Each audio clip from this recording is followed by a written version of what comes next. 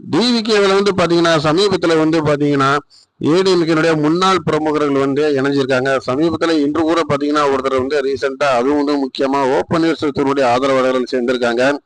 So இதனால வந்து தாவேக்கா பலமடையுதா அப்படிங்கிறத வந்து நம்ம அடுத்து பார்க்கலாம். அதுக்கு முன்னாடி வந்து ஏடிஎம்கேல வந்து என்ன சொல்லி வராங்க அப்படின்னு பாத்தீங்கன்னா, எங்க கட்சி வந்து பலவீனமா அடைய கிடையாது. இதுக்கு முன்னாடி கட்சியை விட்டு வெளியேறினவங்க தான் இப்ப வந்து வேற வேற கட்சிகள் வந்து போய் இணைஞ்சிருக்காங்களோ ஒழிச்சு எங்க கட்சியில இருந்து இப்ப ரீசெண்டா யாரும் வெளியேற கிடையாது. எங்க கட்சி பலமா தான் இருக்கு.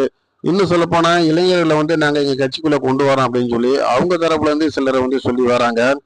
அதே நேரத்துல வந்து பாத்தீங்கன்னா தாவேக்கால இணைஞ்ச முக்கிய பிரமுகர்கள் வந்து கண்டிப்பா வந்து அது வந்து தாவேக்காவுக்கு வந்து பிளஸ்ஸா இருக்குமா மைனஸா இருக்குமாங்கிறத நம்ம பொறுத்து தான் பார்க்கணும்.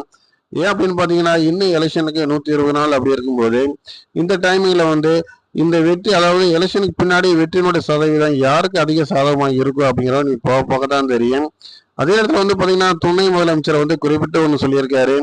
அதாவது ஏடிஎம்கே வந்து பலவீனமா எதிர்கட்சி இருந்தாலும் பிரதான எதிர்கட்சி எங்களுக்கு அவங்க தான் அப்படின்னு சொல்லி அவங்களும் சொல்லியிருக்காங்க. ஸோ பார்க்கலாம் அடுத்து என்ன நடக்குது அப்படிங்கிறது. தொடர்ந்து வந்து பாலிடிக்ஸ் நியூஸ் நம்ம சேனல்ல வந்து நம்ம ஷார்ட்ஸ்ல போடுவோம். தொடர்ந்து பாருங்க, லைக் பண்ணுங்க, ஷேர் பண்ணுங்க, சப்ஸ்கிரைப்